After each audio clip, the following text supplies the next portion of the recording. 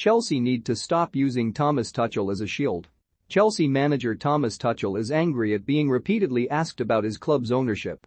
Why are they subjecting him to this?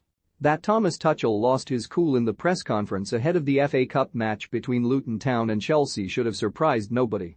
This was Chelsea's second match since Russia invaded Ukraine, and he, a football manager, was for the second press conference in a row being quizzed about subjects that were considerably beyond what he considers to be his remit.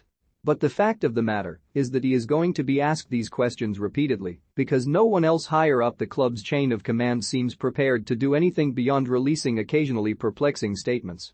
Tuchel has come in for criticism, and one can only wonder whether our reaction to Tuchel's comments might be a matter of cultural wires getting crossed. He is a head coach who has spent the vast majority of his career in Germany, and things are done differently there. And to understand why this might be, we need to consider the difference between a manager and a head coach, because they're not the same thing. They come from different places, even though those differences might not be immediately obvious, while the football calendar is trundling along as normal. The head coach is, after all, the person who picks the team and then stands on the sidelines screaming at their players for 90 minutes. The manager is that plus being in control of transfers. This wasn't ever thus. In the early days of football, clubs were entirely run by committee, but as it began its long road towards becoming a professional game, this started to change. The man commonly assented to be the first football manager was George Ramsay, who was hired by Aston Villa in June 1886. Professionalism had been permitted by the FA for the first time a year earlier, and Villa decided that they needed someone to administer the team's affairs. Ramsay was responsible for the team, including controlling recruitment and transfers, supported by a specialist trainer, with the actual team selection continuing to be made by committee. Ramsay stayed in this position for a remarkable 42 years, during which time Aston Villa won the FA Cup and Football League 6 times each. But notably, once appointed into the position, Ramsay was described as secretary or secretary-manager.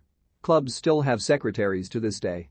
They handle a club's administrative matters, ensuring that players are correctly registered, that competition rules are adhered to, and so on. Arguably the first true manager in a truly modern sense was Herbert Chapman, who, at Huddersfield Town and Arsenal in the 1920s and early 1930s, redefined what it meant to be one, taking full responsibility for team selection, working closely with his trainers, and becoming the public face of the club.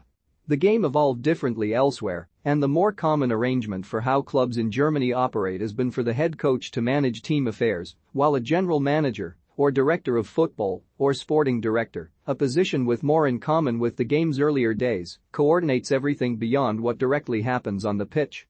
It seems entirely plausible that the fuss over Tuchel's comments are a reflection of this difference. Were he in Germany, there would be an extra layer of protection from being repeatedly asking such questions.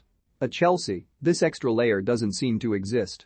Tuchel is a manager, rather than a head coach, but he still comes from the German system, where general managers and directors take a higher profile.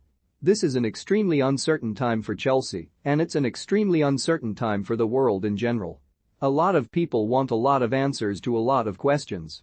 But twice in just 3 days the club sent Tuchel out to face the press and meet a barrage of questions to which he couldn't possibly have any answers.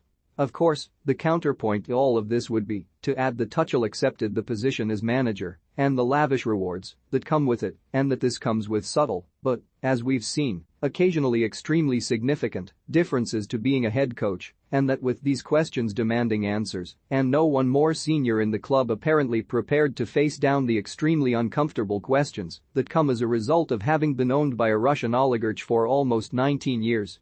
Chelsea Football Club have reaped enormous benefits from his money over that time. Now, perhaps, it's time for them to face up to some uncomfortable realities about the source of those benefits and answer those questions themselves, rather than shoving Thomas Tuchel out to face the press like some sort of shield. The solution to all of this, of course, is for Chelsea to be sold, and the 86-year-old Swiss billionaire Hans-Jörg Wyss has already claimed that he has been offered the chance to buy the club, although he considers the reportedly £4 billion price quoted as too high. But this raises questions of its own. How quickly can the multi-billion-pound sale of a football club be put through? Will Abramovich lower his price? Will there be other bidders? And if Roman Abramovich is going to fall under swinging sanctions, how on earth is a sale transaction ever supposed to actually proceed? Thomas Tuchel's irritation at being repeatedly asked about the Russian invasion of Ukraine is understandable. He's a football manager. His job is to coach the team to lifting trophies, and notwithstanding the outcome of the Carabao Cup final, he's been pretty successful on that front since arriving at Stamford Bridge. But these are not ordinary times. Football does feel less important than usual, and this will continue until the outcome of the events in Ukraine has become clear.